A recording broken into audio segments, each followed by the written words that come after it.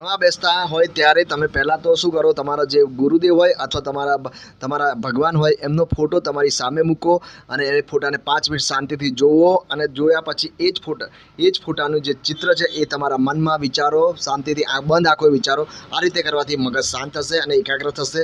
અને ફરી પાછું જ્યારે બી તમારું મન ભટકે, આડું જાય, બીજા વિચારોમાં ખોવાય, તો ફરી આની આ જ પ્રોસેસ કરો. આ રીતે કરવાથી તમારું મગજ શાંત થશે. મગજને તાકાત માટે મગજને ફેટ જરૂરી હોય છે, તો તમે કાજુ, બદામ, અખરોટ લઈ શકો છો, કાં તો પછી દૂધ, દહીં છે, ઘી એવું લઈ શકો છો. અને પરિસ્થિતિ ડાઉન હોય તો મગફળી પણ લઈ શકો છો. જો જાડા હોય, મોટા હોય, તમારું શરીર વધારે હોય તો પછી આ બધું એવોઇડ કરો. અને જ્યારે બી તમે કોઈ બીજાના પરફોર્મન્સ પર તાળી વગાડો તો તમને એ ખબર હોવી જોઈએ કે તમે અહીંયા શું કરવા આવ્યા છો. વિદ્યાર્થી જીવનમાં સુખો ઓછા હોય છે.